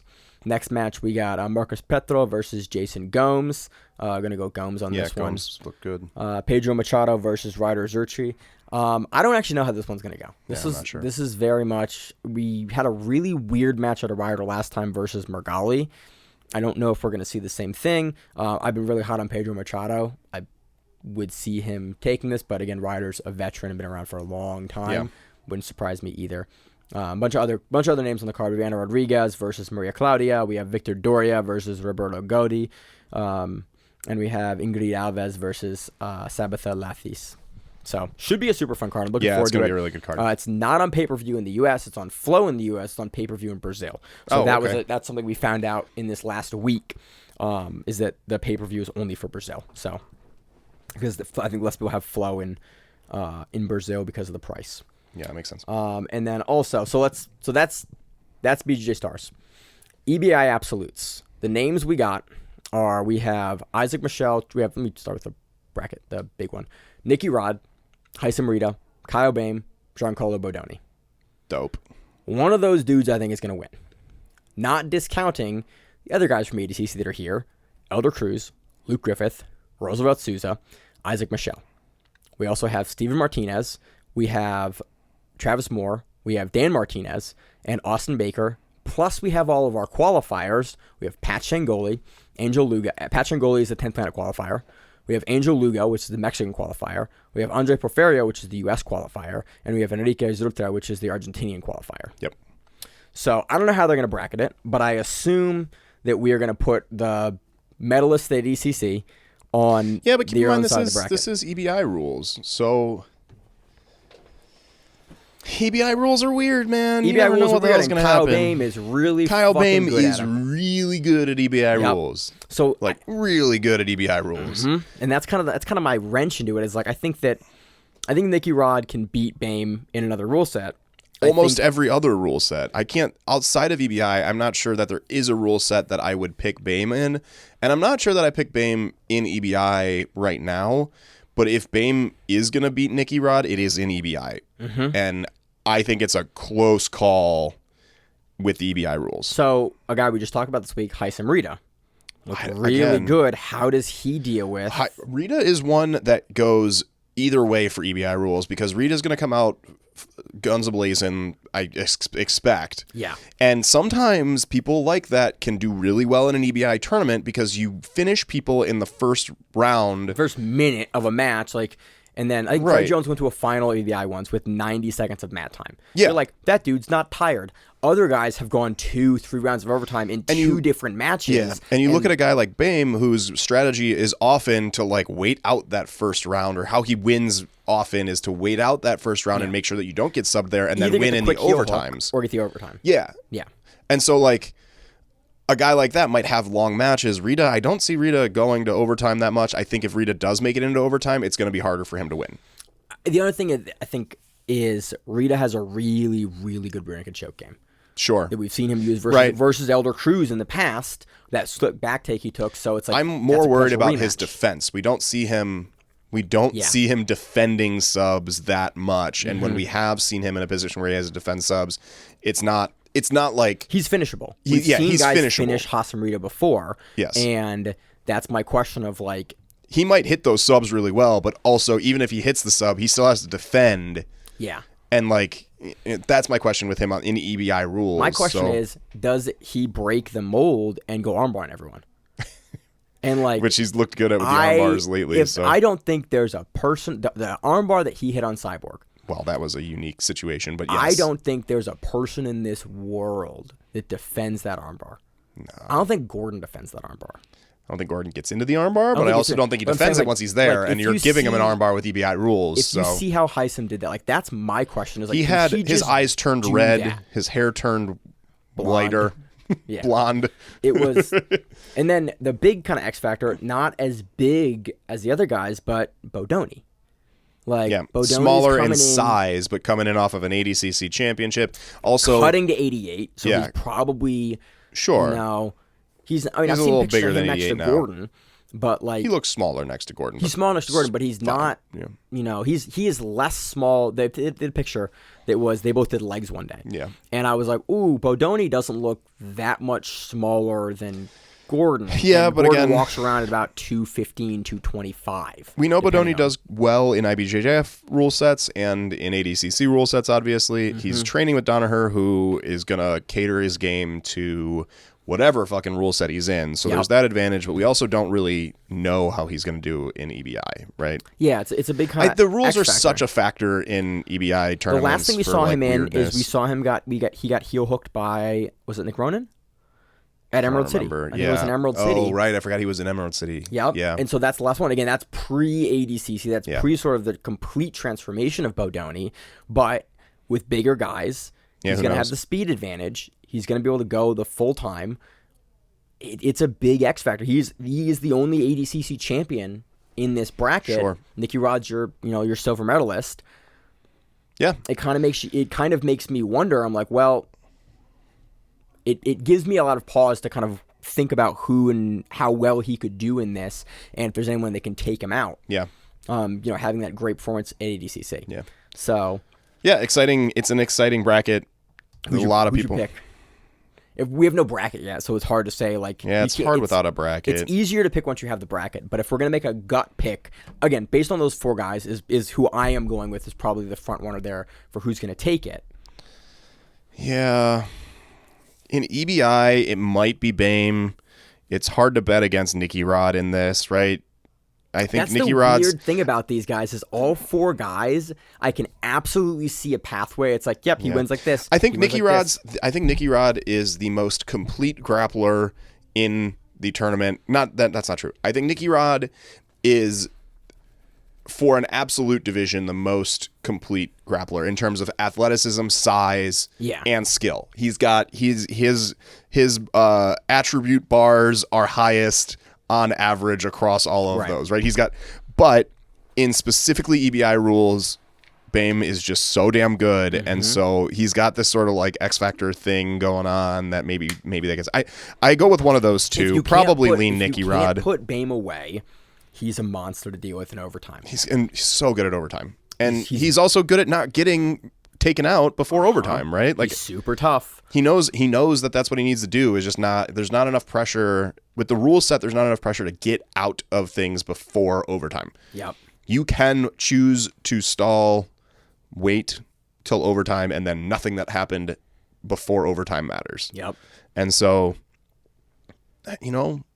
it's hard to say. I probably go Nicky Rod because I think he's got the size, athleticism, and skill to beat everyone else there. And he's got a rear naked choke that he doesn't care what's in front of it. Right. Which is the thing that I think is the most interesting to me. My question is, if he matches up against Bodoni in regulation, does Bodoni go the Gordon route for the leg locks?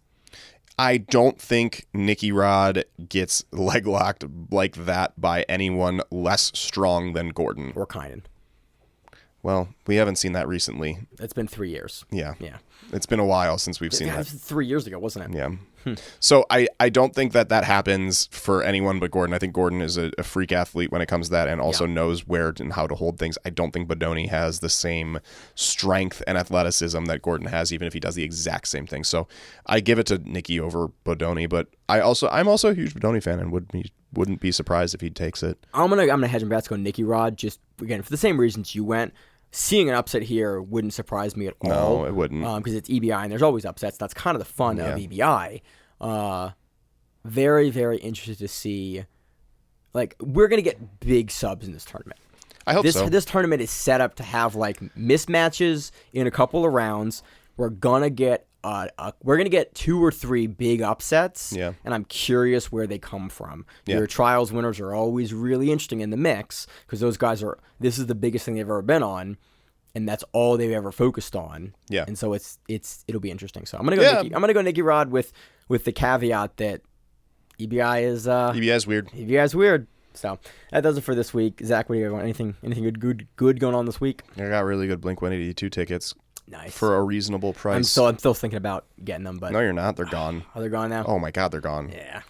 Or they're not. If they're not gone, they're $600. Because they did like how ADCC did their pricing. That the earlier you got in, the cheaper they were. And I just happened to I got in within the first couple thousand of people. Okay. And so I got really good seats for a respectable price.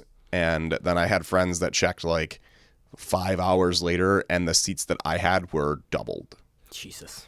And so I think that they're just mostly gone now. I don't think there's much left. In Baltimore, doesn't have many pours left. Yeah. And so, you kind of get it. Why. Well, also, it's not just that they don't have too many left. The one band member is back. Yeah. One band, Tom left. I'm a huge Blink-182 fan. Yeah. But Tom left for 2 albums. Yeah. But Tom left for 2 albums and then came back for the album that they're releasing now. And so it's his first time touring with them since 2012, maybe? Is it that recent? That's 10 years. Oh, my God. Jesus. I was like, that's been a long 10 years. Snap. Yeah. But that's before Backstreet for me. That's BC. Yeah. It was a while ago. So that's pretty exciting. Stoked about that. What about you? I'm just realizing that I competed this weekend for the first time in 6 months. It's been 6 months. Yeah, it's been 6 months. I didn't actually. No, sorry. It's been since January, so it's been 9 months for me. But first time since promotion. Yeah. And so it was fun to get out there and do that, and to go and sub some black belts. That was fun. And then to go home the next day and go I'm not mid-20s anymore. My body, I'm just sore and we didn't have that mat time because I have small divisions. Yeah.